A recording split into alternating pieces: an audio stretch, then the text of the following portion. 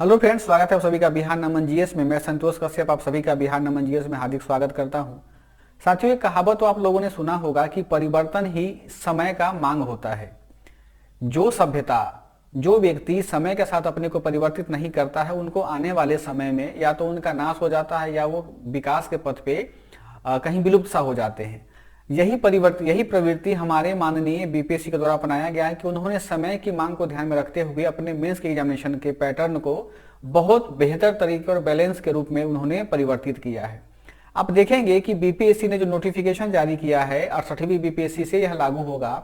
सबसे पहला बात यह है कि बीपीएससी पीटी में निगेटिव मार्किंग को लागू कर दिया है और मेंस में क्या है कि जो ऑप्शनल पेपर पहले पूछे जाते थे उन ऑप्शनल पेपर के स्थान पर ही ऑप्शनल पेपर के विषय के रूप में कर दिया गया है।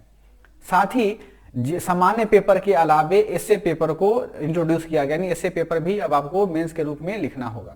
पहले बात करते हैं पीटी की, फिर हम लोग बात करेंगे मेंस का, फिर हम यह जानेंगे कि बीपीएससी ने सिलेबस को जो चेंज किया है, जो पैटर्न को चेंज किया, उसके क्या क्या नफा और नुकसान हो सकते हैं। पहली बात करते हैं पीटी का। तो पीटी में बीपीएससी आपसे 150 प्रश्न पूछेंगे, 150 अंक के लिए ही पूछे जाएंगे, यानी एक क्वेश्चन के लिए 1 नंबर दिया जाएगा और एक अगर आप गलती करते हैं तो 0.25 मार्क्स आपके काट लिए जाएंगे, यानी 1/4 नंबर आपके कट हो जाएंगे। इसी से होगा क्या कि जो तुक्का मारने वाले विद्यार्थी या तुक्का मारने वाले परीक्षार्थी हैं वो इस भीड़ से हट जाएंगे और बीपीएससी को एक गंभीर कैंडिडेट मिलेगा मेंस देने वाले।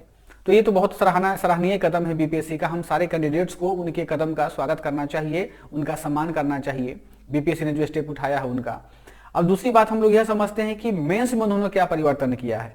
तो मेंस में क्या है कि जो हिंदी कंपलसरी होता था और क्वालिफाइंग इन नेचर हुआ करता था उसको रहने दिया गया है। Paper GS paper 1, GS paper 2 को यथावत रहने दिया गया है। जो ऑप्शनल पेपर होते थे 300 नंबर का, उसके स्थान पे उसके नंबर को घटा करके 100 अंकों का कर दिया गया है और इन ऑप्शनल पेपर को ऑब्जेक्टिव बना दिया गया है। जैसे देखेंगे कि यूजीसी का नेट का पेपर होता है, तो जैसे हम लोग किसी नेट की तैयारी करने के क्रम में क्या पूरे सिलेबस को पढ़ते हैं, तब जाके हम 50 या 100 क्वेश्चन को बना पाते हैं नेट के लिए, है ना, 100 क्वेश्चन को बना पाते हैं। तो बीपीएससी भी क्या कर रहा है, सिलेबस आपका वही है, पूरा कंप्लीट सिलेबस होगा ऑप्शनल का, लेकिन अब आपसे सब्जेक्टिव नहीं लिखाया जाएगा बल्कि आपको उसको ऑब्जेक्टिव के रूप में उनको बनाना होगा। लेकिन सबसे अच्छी बात क्या है कि उसमें निगेटिव नहीं रहेगा, यानी यदि आप 100 क्वेश्चन को अगर गलत भी करते हैं तो कोई फर्क नहीं पड़ेगा, लेकिन आपको उस पेपर को क्वालिफाइंग करना होगा। देखो कि इससे होगा क्या कि बीपीएससी ने इस पेपर को क्वालिफाइंग इन नेचर किया है। इससे पहले क्या होता था कि जो मैथमेटिक्स ऑप्शन वाले बच्चे हैं, जो इकोनॉमिक्स वाले बच्चे हैं, जो फिजिक्स वाले बच्चे हैं, वो जीएस में कम नंबर लाते थे, ऑप्शन में अधिक नंबर लाते थे। नतीजा क्या था कि उनका रैंक 1-2 या 1 के 10 के बीच में होता था, काफी हाई रैंक उनका होता था। और कुछ ऐसे आर्ट्स वाले बच्चे होते थे जिनका जीएस में काफी अच्छा नंबर था और वो क्या थे, उनका ऑप्शनल में बढ़िया नंबर नहीं होता था, वो रैंक से पीछे हो जाते थे।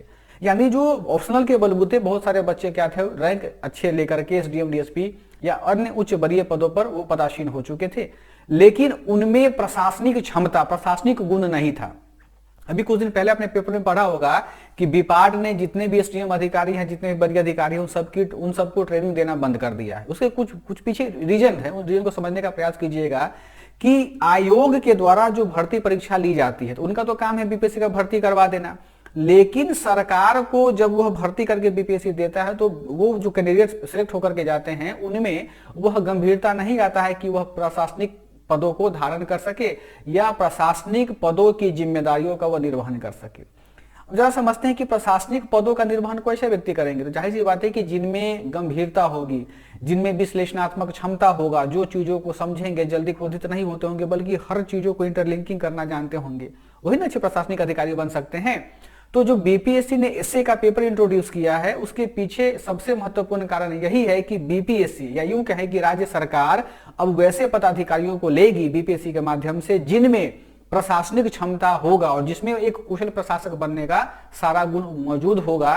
कैसे इसकी जांच कैसे करते हैं, देखो कि निबंध जो टॉपिक है या जो निबंध का हम लोग लिखते हैं किसी चीज पे, तो निबंध का मतलब होता है क्या कि आप जो भी चीज जान रहे हैं, किसी निबंध के अलग आयाम होते हैं, राजनीतिक निबंध हो सकता है, शैक्षणिक निबंध हो सकता है, आर्थिक निबंध हो सकता है, सामाजिक निबंध हो सकता है, व्याकरणिक निबंध हो सकता है, यानी उनके अलग अलग प्रकार के रूप होते हैं। तो आप किसी में आप उसको निबंध को कंसिडर कर सकते हैं। अब रही बात क्या है कि निबंध वही बच्चा अच्छे तरीके से लिख सकता है जो चीजों को, जो टॉपिक्स को या जो ज्ञान को इंटरलिंक करना जानता हो, जो अपने ज्ञान, जो उन्होंने ज्ञान अर्जित किया उसको अभिव्यक्त करना जानता हो, जिनके पास में गहरा ज्ञान हो, है ना। यदि आपके पास गहरा ज्ञान होगा, यदि आप चीजों को इंटरलिंक करना जानते होंगे, सब्जेक्ट को अच्छे तरीके से पढ़ाई किया होगा, तो जब आप प्रशासनिक अधिकारी बनेंगे तो आपके पास में जो भी प्रशासनिक चुनौतियां आएंगी तो आप अपने वरीय अधिकारी को ना बता करके पहले कोशिश करेंगे कि वो हमसे सॉल्व हो जाए। तो देखो कि ये बीपीएससी का बहुत बढ़िया कदम है, सरकार का बहुत बढ़िया कदम है कि अब केवल गंभीर बच्चे जो वास्तव में बीपीएससी के पद को डिजर्व करते हैं, जो वास्तव में प्रशासनिक पदों को गौरवान्वित कर सकते हैं, केवल वही बच्चे अब इसकी तैयारी करेंगे और वही बच्चे इस पेपर को क्वालिफाई करेंगे। अब देखेंगे कि जो मेंस का हमारा सिलेबस है वो मेंस के सिलेबस में 900 नंबर पे ही आपकी मेरिट बनेगी और इंटरव्यू में जो 120 नंबर के पहले हुआ करता था वो यथावत रहेगा। यानी जितना वेटेज जीएस पेपर 1 का है, जितना वेटेज जीएस पेपर 2 का है, उतना ही वेटेज एसए को कर दिया गया है। अब देखो 68वीं बीपीएससी में तो एसए पेपर सबके लिए नया रहेगा भाई। यूपीएससी में एसए पेपर है 250 नंबर का, लेकिन यूपीएससी में जो एसए पेपर हुआ होते हैं उनका कुछ अलग क्राइटेरिया होता है, बीपीएससी का कुछ अलग क्राइटेरिया होगा। क्योंकि यूपीएससी में क्या होता है कि सरकार मान के चलती है, केंद्र सरकार, कि बच्चे ने गहराई से अध्ययन किया होगा, लेकिन बीपीएससी में हमारा जो बिहार सरकार है वो ग्रामीण क्षेत्र के पृष्ठभूमि वाले बच्चों के भी बौद्धिकता का मान रख करके उनकी आप ये कह सकते हैं कि उनकी स्थिति को जांच करके ही क्वेश्चन सेट करेंगे। तो इससे में क्वेश्चन कैसा पूछा जाएगा ये अनभिज्ञ है, अभी हर कोई नहीं जान रहा है कि क्वेश्चन कैसे पूछा जाएगा। लेकिन हाँ, अब आप खेल कहां करेंगे, यानी कहां आप अच्छा कर सकते हैं, तो जीएस पेपर 1 और जीएस पेपर 2 में आप बेहतर कर सकते हैं। जितना सुंदर आपका जीएस पेपर 1 होगा, जितना बेहतर आप जीएस पेपर 2 को बना पाएंगे, उतना ही अच्छा आप रैंक ला पाएंगे, उतना ही आप अच्छे पदों पर सुशोभित हो सकते हैं।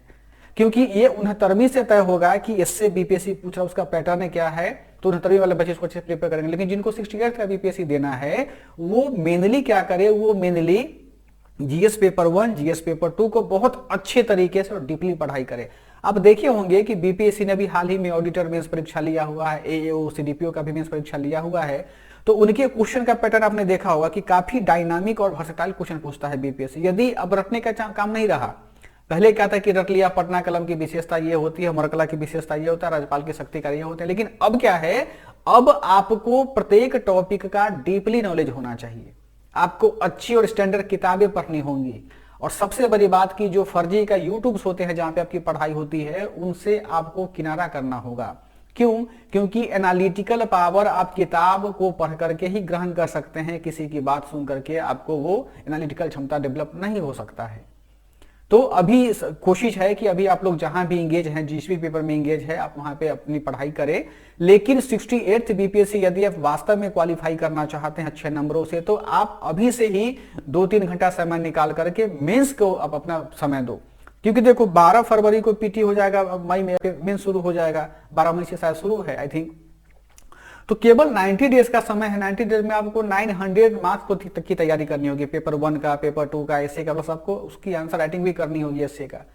तो कोशिश करना है कि अभी से ही हम मेंस को अच्छे तरीके से हम समय दें, और बीपीएससी के इस कदम को आप लोग स्वागत कीजिए, सराहना कीजिए कि अब वो गंभीर प्रशासनिक अधिकारी का चयन करेंगे, गंभीर अभ्यर्थी का चयन करेंगे, जो केवल तुक्के से पास हो जाया करते थे, जो केवल रट के पास हो जाया करते थे। अब वैसे बच्चे बीपीएससी क्वालिफाई नहीं कर पाएंगे जब तक कि उनमें गंभीरतापूर्वक नॉलेज नहीं हो।